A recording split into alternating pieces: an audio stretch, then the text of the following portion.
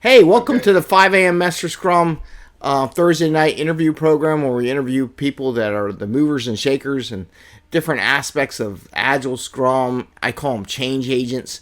Doesn't necessarily have to be an Agile Scrum, but people that are changing and bringing ideas and thoughts that we can use in our business.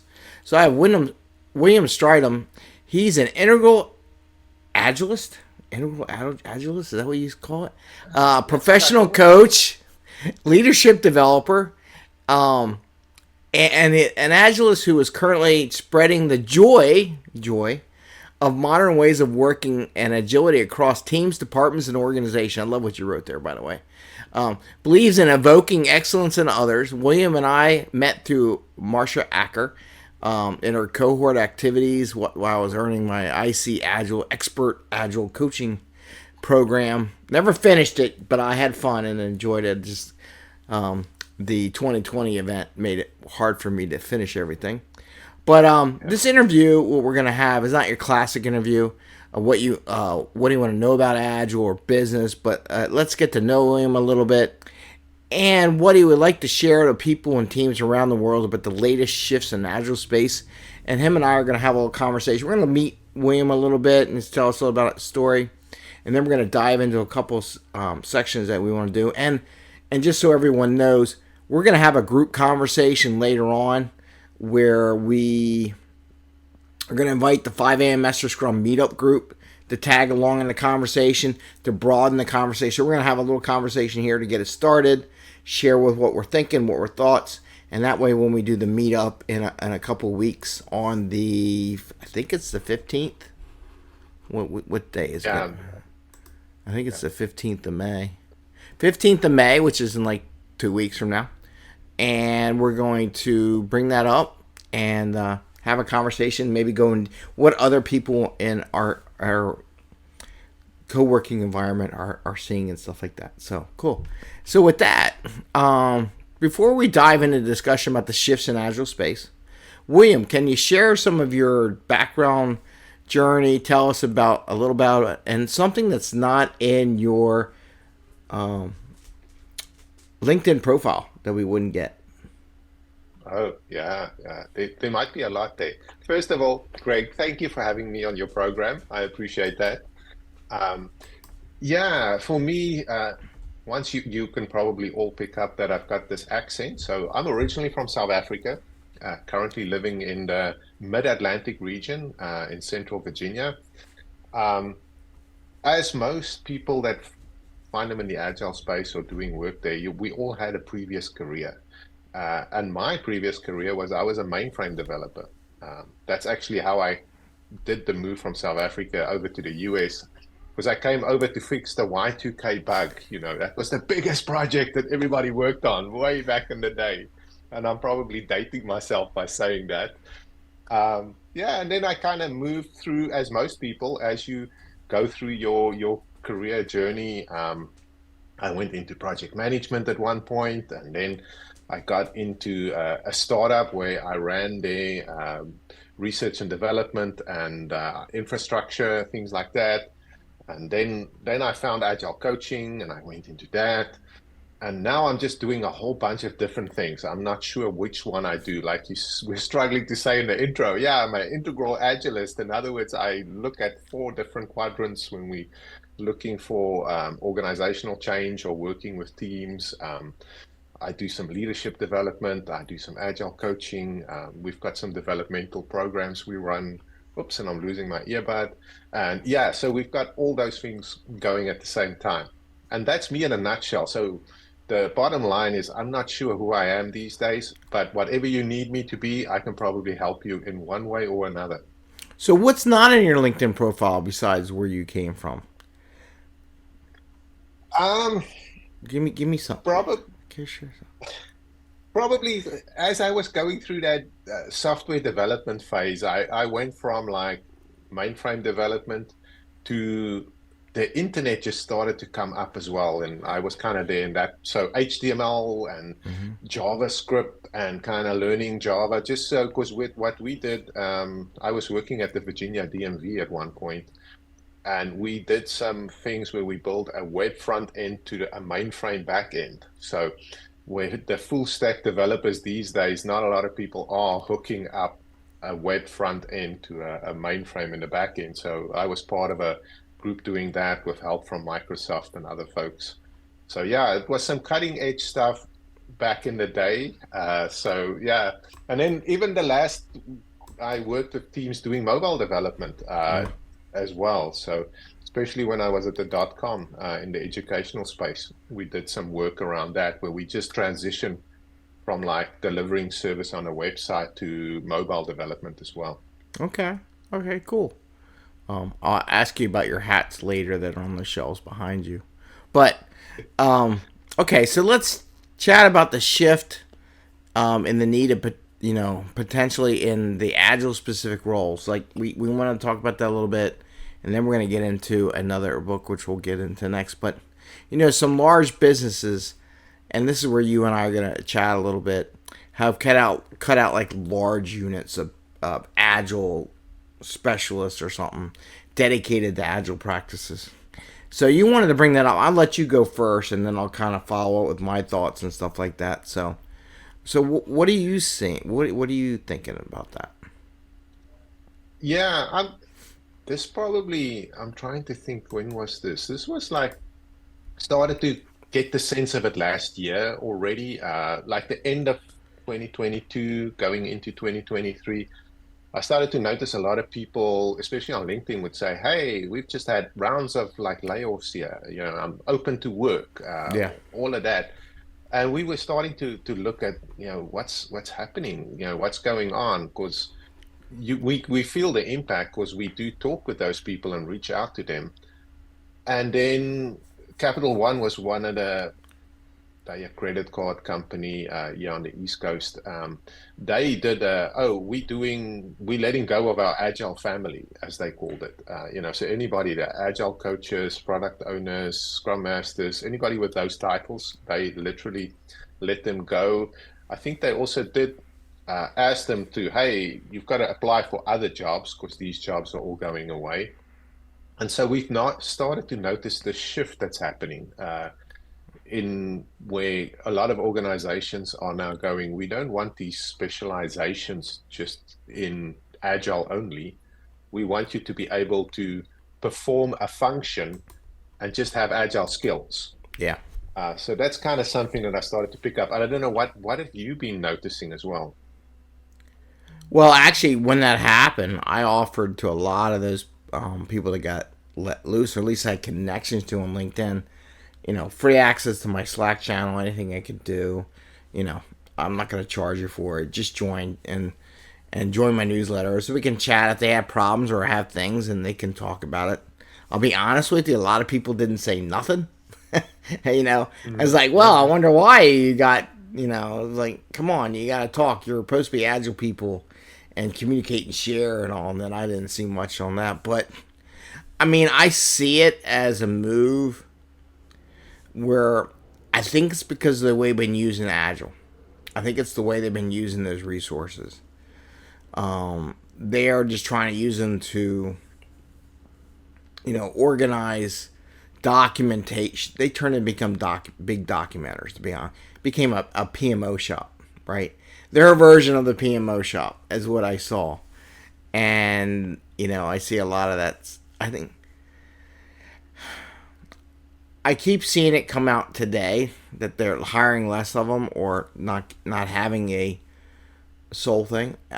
I just saw it as some groups that built their kingdom, their own little stovepipe, which we're supposed to be totally against stovepipes, right? I mean, that's the whole thing. We got away from waterfall, and here goes the agile people. Let's build our own stovepipes. You know, I think I saw that a lot. How about you? Yeah, it's I definitely noticed where some people were just going through, like, the Scrum guide says you've got to do these things. Yeah, They create the reports, they do all that, and it was very almost like a machine, very mechanistic yeah, almost. There wasn't this like, hey, there's also the people side to it, or are we really living it out? That's kind of why I put in I'm bringing the joy of ways of working, and I don't Yeah. talk about agile now, not because agile is wrong or I mean, there's still value in it, Mm-hmm. but the value that they're looking at it now, from my perspective, is different than before. It's not like you can go in and go, okay, I'm going to come and make you all agile. I mean, nobody can do that, to be No. honest. What we can do is tell people, here's a different way of doing things. What are you willing to do? What are your pain points as well? Because sometimes, a lot of people come in telling them, oh, what you're doing is all wrong. This is not right, all that. I mean, those people were successful, but that's why they got to where they were. Yeah. But I've got this adage where I tell people, what got you here may not get you where you want to go next. Mm-hmm. Either you want to grow, or the world around you is changing. The marketplace is changing. The org is changing. So you have to kind of keep with that. And what are you doing to keep up with it? Well, Um, yeah, but I would take it another way. When I see large organizations come down, it's like the Tower of Babel, right? I have a philosophy of making things smaller and spread them out with the work that's coming down. I've been very successful in my career making millions of dollars for companies because I didn't make a big show. And I think they wanted to get the limelight. And I think someone said, ooh, there's a big chunk of something. We can make one swoop and get rid of it. And I think they got caught with their own ego. If you want to know the truth, I think it was an ego issue. And I think you have to be careful in that. People and egos.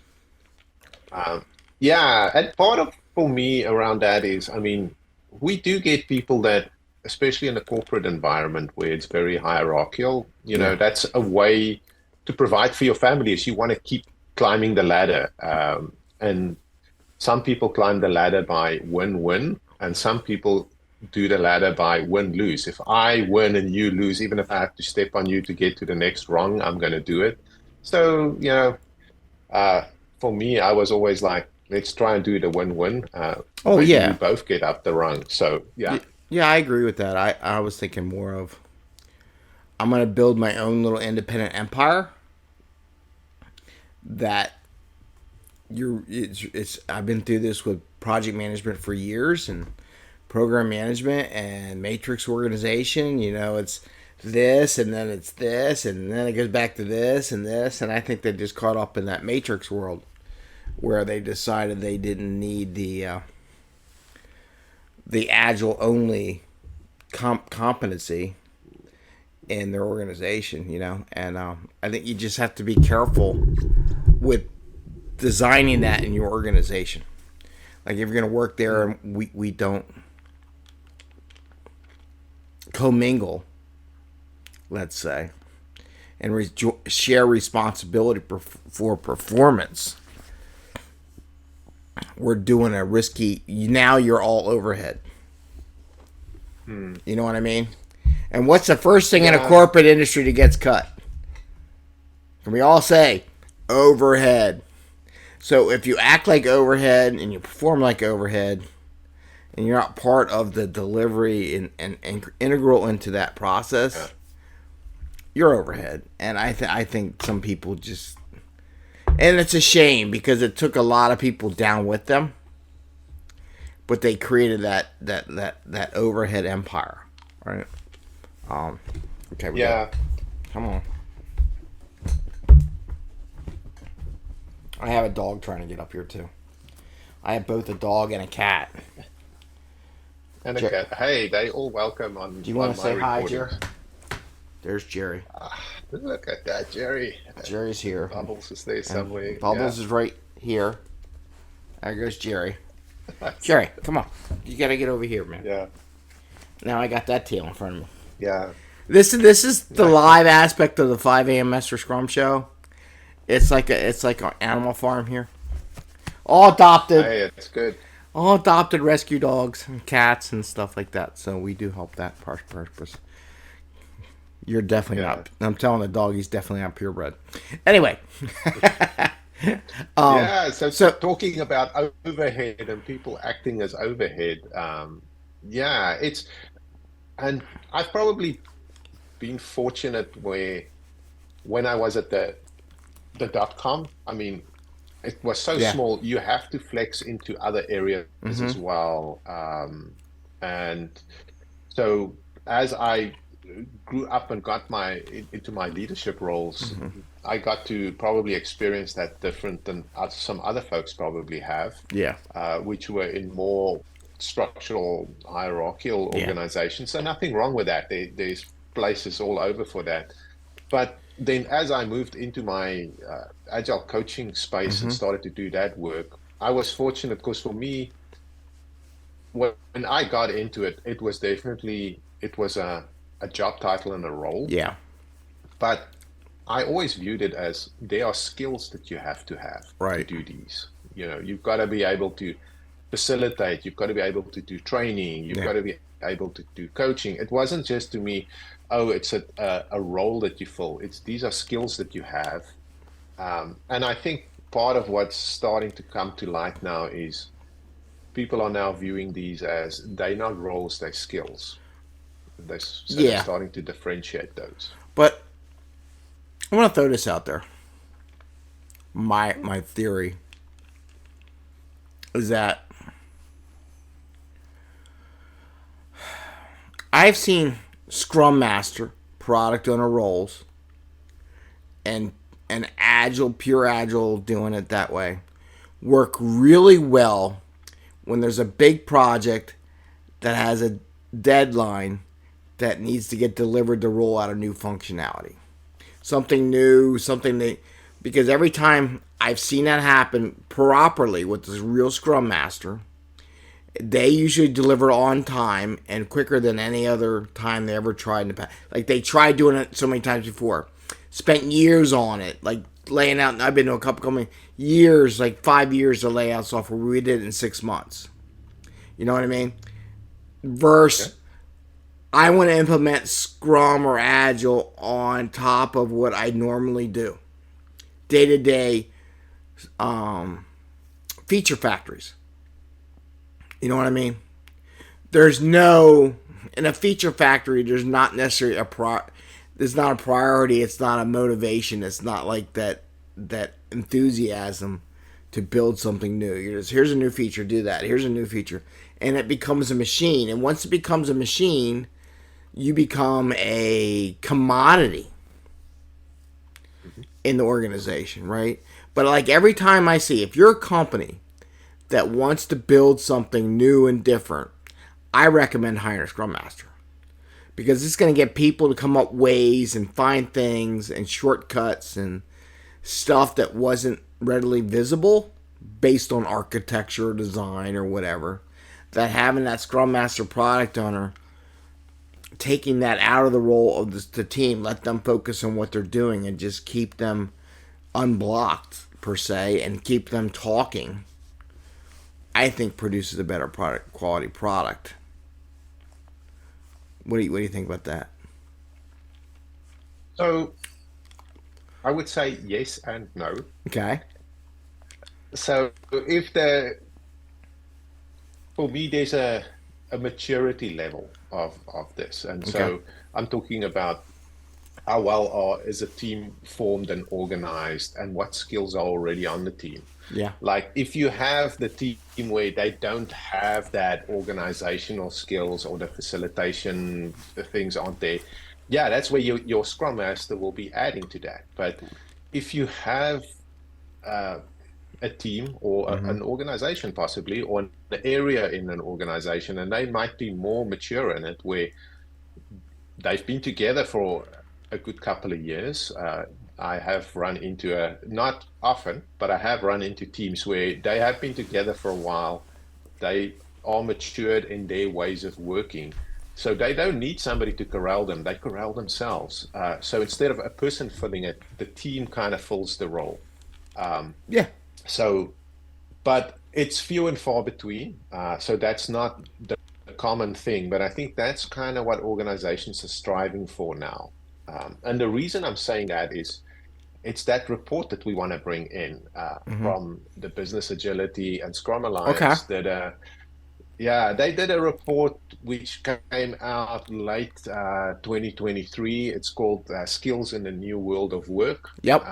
and they put that out in the world. We'll probably put a link in so people can access Oh that yeah, as definitely. well. I'll put it in And the notes. yeah, and to me, there's a couple of good things in the report, and of course, it also was starting to validate that sense that we started to get where hey things are shifting in the workplace where and one of them is people are going they had this adage of T-shaped and now they're talking about pie shape was one thing, so they want people to not just have one specialization but two, and part of it for me that's coming up there is um, there's two viewpoints on that. I've heard some people say, yep, you let's say you were a software developer. Okay. Now you've learned agile skills as well. Now you Yeah. can do both. So you might be pie shaped. And then I also hear other people go, well, now they trying the corporations or organizations are trying to get one person to do two people's worth of work, Yep. which is another way of looking at it. Right. So to me, if you do get one person and you want them to fill both those roles or skills or Mm-hmm. however you want to look at it, you can't expect that person to all of a sudden work 80 hours a week. They're still just going to work their 40 hours a week, but Yes. they will be doing, let's say, development, or let's say they do project management with it, or whatever it is, stakeholder management, whatever that Mm-hmm. is, that other skill that goes with these. So there's got to be that level set. It's not going to be you put, oh, this person has got both these skill sets, and now we're just going to give them double the work. That won't work either. So on that note, and that's an interesting point. So many Scrum Masters I coached and product owners and business and whatever they were, even developers, really, it's funny. They're supposed to be agile agents, but they wanted to stay in their lane. They didn't want to learn anything else. Like, you always got this question: do I need to know technically what the team is doing, or do I need to know the product line and be a Scrum Master? I'm like, well, yeah, when you first start out, you're not, just like any employee, you're not going to know that much. But 6 months to a year into the job, you should kind of know what they're doing.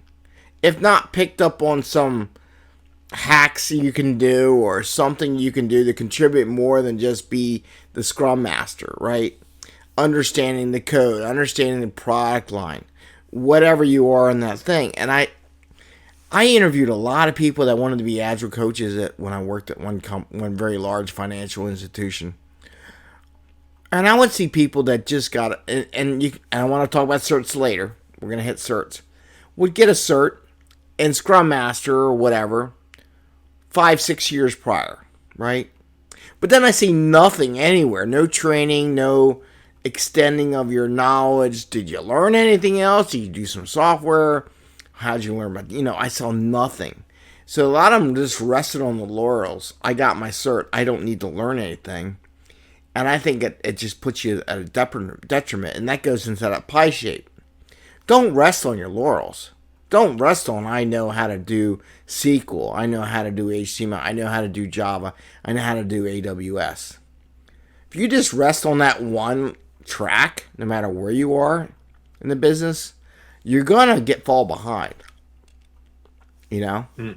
Yeah, I agree with you there. Yeah, and it's also it, in some organizations it is going to be like that functional skills, and that can be different. I mean, these days, artificial intelligence is a big thing. So if you a prompt engineer Yeah. and you can do some Scrum Masters or a product owner role that goes with that, or IT security. I mean, Yeah. things like that. If you especially work in a government space, that's something. If you've got that, man, you can go a long way with that. So Yeah. you've got to combine these things. Development, being a full stack engineer, that's Oh. a full-time job. I recognize that. Yeah. And what I'm saying is this other, two skill sets running at the same time. There's going to be a lot of work to keep up with what's developing in it, because it keeps evolving. It doesn't stand still, especially if you're going to be in the artificial intelligence space. That's just starting to take off now. So all those things, you've got to do a lot of learning to keep up with it. Yeah. And maybe that's the segue into certs, because I mean, to me, there's two sides to it. Yeah.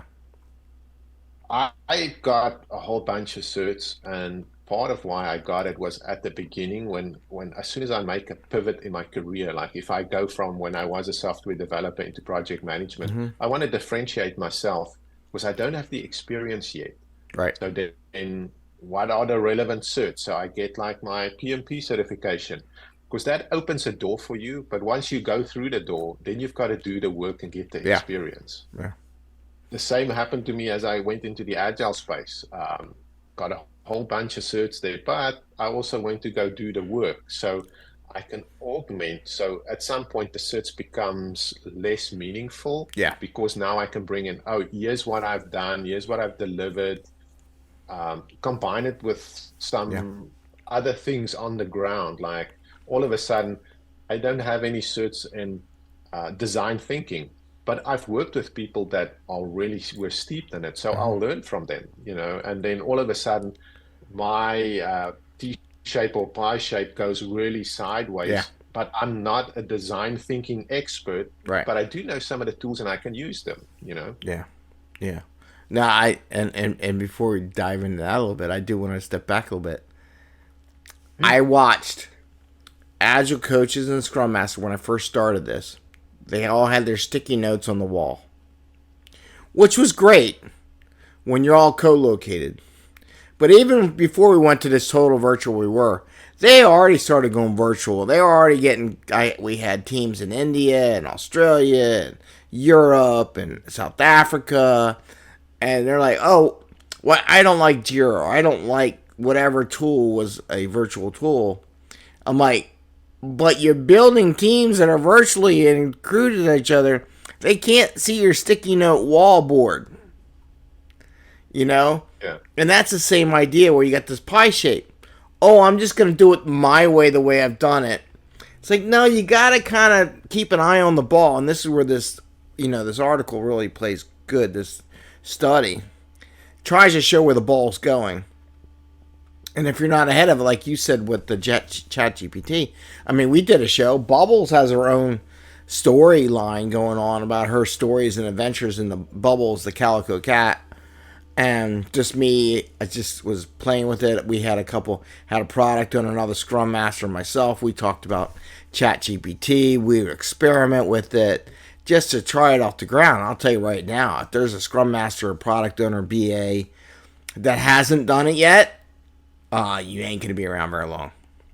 Even if it just does basic stuff. All the marketing people are using, like if you're marketing, I mean, I'm hearing it now. Even if you don't use it, because I tell you, I can read, and that's the other thing by using it. I can read when someone's using ChatGPT and when they're not. And I go, well, that's ChatGPT. I can tell by the words and the language and the use of the phrases you're using and the fluffy words, right? It's like, oh my God, it's so classic. And they look at me like, what? No, I know. I know it's the computer. And you have to experiment with that. You have to go into that. And then going into what this article, like you got into the certs, right? And it we started going to that. What about certs? What do they need? So what did you take on it? Because there's a slide in there that I saw that was really telling to me that I use all the time, and I laugh at people now. I would never laugh at people, but yeah, I do. So tell me what you saw with the whole cert thing. In the report, sorry, I'm looking to the left-hand side of the report. Yeah, me too. I am focusing. My eyes go up into the sky, so it's okay. Bear with me. Yeah, I'm trying to. Do you know the page number of the cert one? Because of course I can't find the page. Of course, it's now. buried in the back. It's like buried at the end. I'm actually I see trying. Important of education, which is on page 15. The role of certifications on page 16. 16? Yeah, I'm going there now. Yeah. Yeah, Yeah. that one. Yep, yep, yep, yep, yep, yep, yep. Page Yeah, 16. yeah, yeah. So, yeah, the role of the certs for me, as I was saying, it was differentiating yourself. Uh, some people, especially in the when I was in the project management world, Yeah. there was a lot of emphasis put on having a PMP certification. Yep. It actually you got a salary bump or an hourly rate bump if you were a consultant, Yeah. a project management consultant. So there is the aspect of increase salary or compensation. Yeah. For me, I looked at it more like opening doors for me, things like that. That's kind of how I viewed it. I mean, the other thing where I got really probably lucky to a certain Yeah. degree was um, I delivered a lot of IC Agile courses through my career, and every time you get authorized to train the course, of course, you get the cert You as get the well because cert. Yeah. you're teaching others this, Well, so you that's know all the part of going up in your game, right? I mean, you're learning it. They learning it, practicing, and teaching it are the best way to understanding it and getting that feedback loop. You know what I mean? So you were doing that realm of becoming an expert at it, right? Yeah, yeah, it was just kind of, and I mean, it's like product ownership. When you are working with teams and you are building Right. products. I mean, when I was at the .com, it was just in our DNA. That's how we survived. We Yeah. had to go. I mean, I joined. We had one product line. I left, and we were up to three product Yeah. lines. So we had to be creative. We Yeah. had to do stuff, and it's trial and error. I mean, we did in those days, lean startup was the in book, and so we all read it, and we were trying those things out, and what worked and what doesn't Yep. work. Um, so Yeah. So what I found was interesting, and I too got to search more because if you're a PMP, they want you to get those PDUs. So my logic was, yep, and it's still that same logic was my Scrum Alliance certs and all that. Scrum.org doesn't necessarily require you to do. I don't know if the advanced ones now they require to do some kind of educational thing, but you had to take some classes during a year to get your credit so you can keep your cert right. So for me, I got on my certs a lot of times because I was just taking classes to learn new things, to validate new stuff, to more T, more pie shape, right? Wanted to yeah, support my existing cert. Always made sure I had something. If I took a class, it applied to all my certifications. It took care of all. One class took all of them, got them all proper. So that's why I got a lot of my certs. But I don't mind having a cert, having a third party validate kind of what you know versus an internal thing. Like I always suspicious. I went to one big company and they were doing PMP. They had their own version of project management. And they would tell me, "Oh, ours is so different." I look at them and go, "Oh, how long have you been in this company? Because what you're doing here is very similar to what all these other companies have been. I've been through a couple different companies and it's pretty close." "No, it's different. It's unique." "Okay, it's unique, then can't apply to anybody else, and no one knows if what you learn there applies." By having that third party certification, it neutralizes that thought process. "Oh, ours was unique. Well, then why would I hire you?" I mean, right out the bat, if you're going to tell me your stuff is only applied to yeah, your yeah, yeah, company, then I don't want to hire you because I want something you can apply to my company. You know what I mean? So they yeah, paint themselves into a corner, just like the whole Capital One or those people. I think they paint. But anyway, what I always thought was funny, I had Agile coaches when I first got into this, and I was a Scrum Master, and I got my certs, and I figured what certs I wanted because I knew things from years of being a project manager and things I really wanted to increase my skill, like you said. And they didn't have a lot of certs. I had my certs, and I was still getting certs, still earning my path. And they said, "Well, I don't need certs because I know what I'm doing." 5 or 6 years later, when I look at their LinkedIn profile, they're all safe certified in every aspect of safe, and this and that. I go, "Oh, so who needs a cert now? You were all big talkers like you didn't want a cert." And what I love about this survey is the one graphic, and it really goes. And you talked about AI, and now all these companies are using AI to scrub resumes. Go through resumes, find good resumes, look for them. It's just a computer.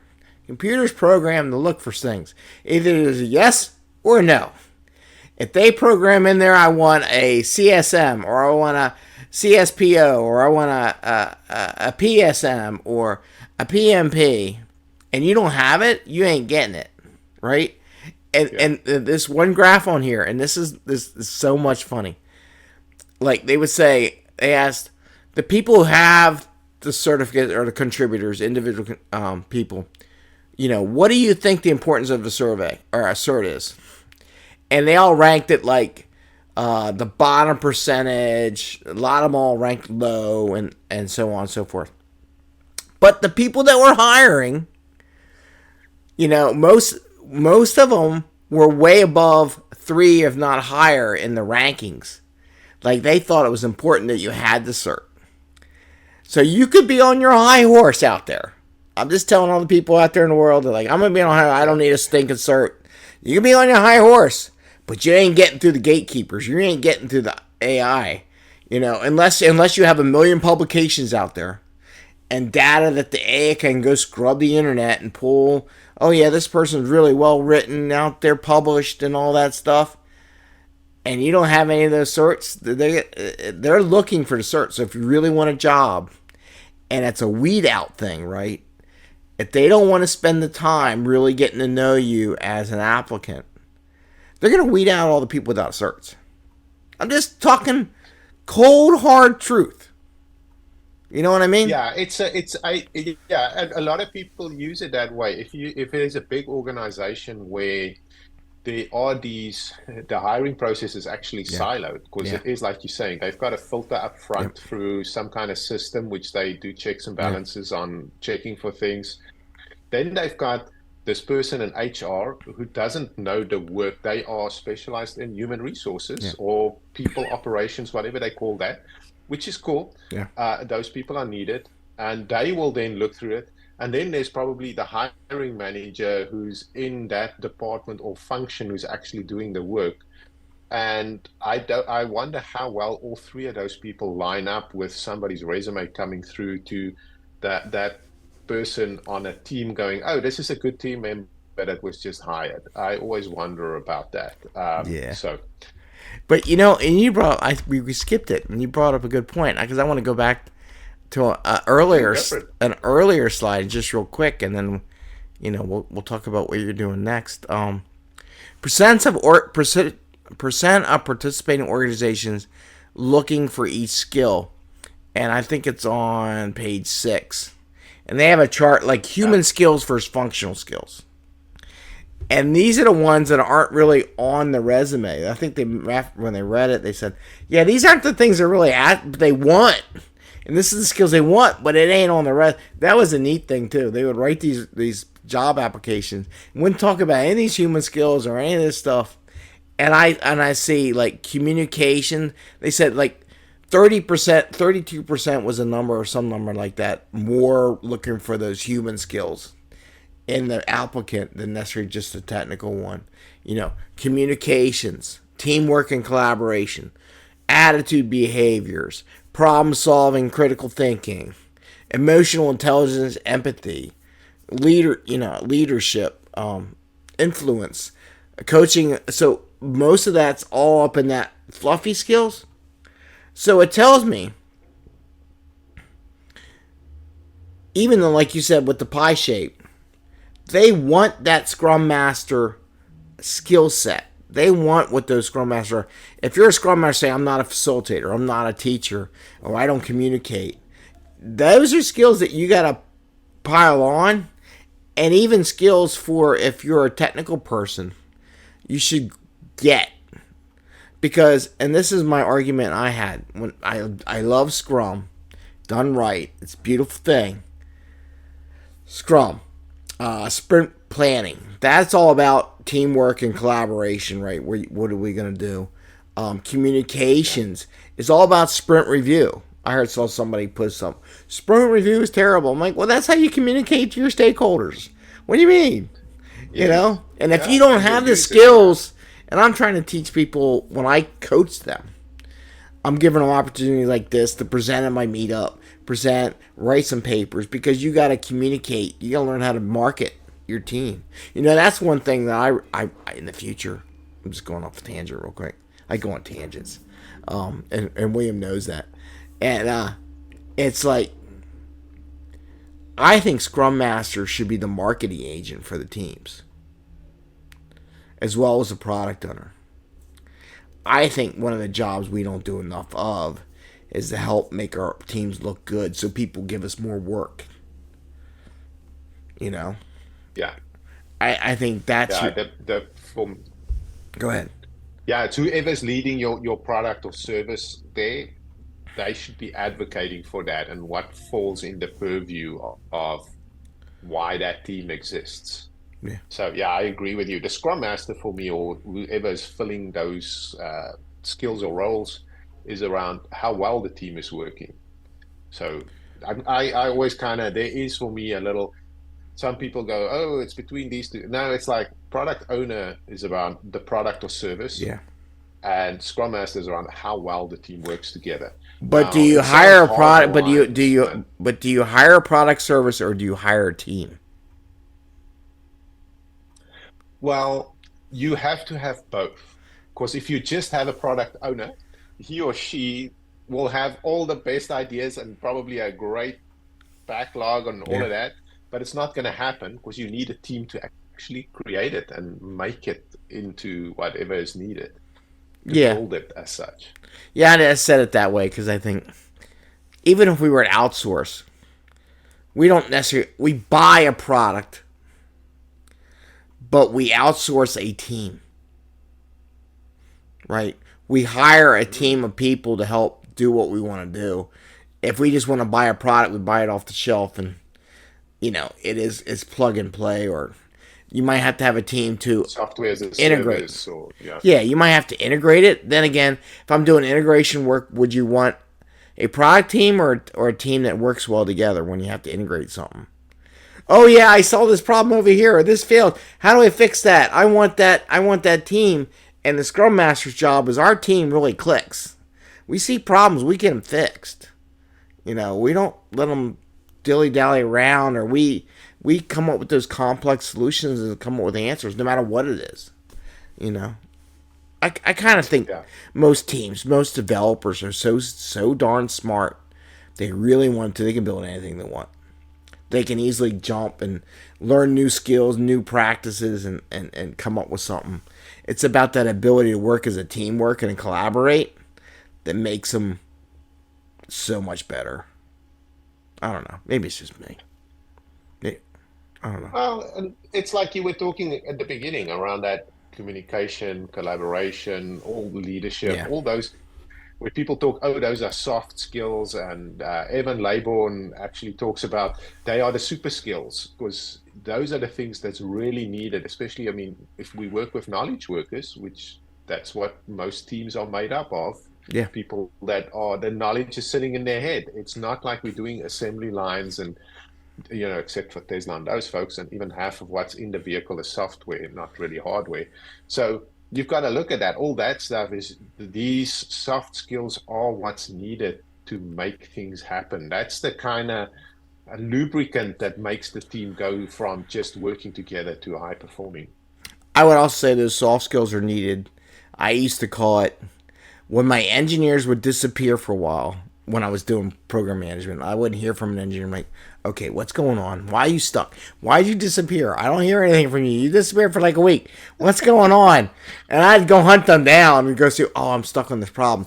I'd get a couple people to work together with the person to solve the problem like in a day. Because they're so wrapped up into it. They just needed that teamwork or that thought to penetrate their mind, Yeah. even if it was wrong, to trigger something. Oh, wow. Yeah, if I looked at it this way, I could do this, and then, oh, that fixes my problem, and boom, they're like the solution line. That's what that collaboration is. Okay, so Yeah, let's come yeah, back it's a to, perfect example of like sorry, it's a perfect example there of mob programming. Yeah, Just put them all together to work on it, you know. Then it's, and a lot of people go, oh, but now, you know, like 8 people are working on one thing. No, they'll actually not just come up with a yeah. solution. It will be the best and the highest quality. So, I believe you find the sweet spot. I don't know if you necessarily want to be in mob programs. Some will say, yeah, all the time. And I don't know necessarily want to work individually all the time. There's points when you just need to crank it out, and it's just tedious, mind numbing work that you got to do. But there's times when, okay, I'm stuck. Can we all get together? and yes. it, Yeah, it is because some people, sorry for interrupting you there, yeah, but some people do need that just their alone individual time and doing stuff like that. And I'm hoping that grunt work gets where AI comes in. yeah. Let AI do the grunt work so you can do the fun stuff and creative stuff and, you know, whatever makes your work really pop for you. So, We still got to train the AI to be able to do the grunt work. That's the thing yeah, people don't. agreed. Someone's got to train them, and there's gonna be a new job frontier out there training the AI to do this stuff. Yes. So, because I won't go there. Maybe we'll have another conversation about AI and Scrum. So, a little birdie told me that you're gonna speak in Texas at this thing in July, Agile 2024. Huh? Can you share what you're gonna Yeah. speak about a little bit there, William?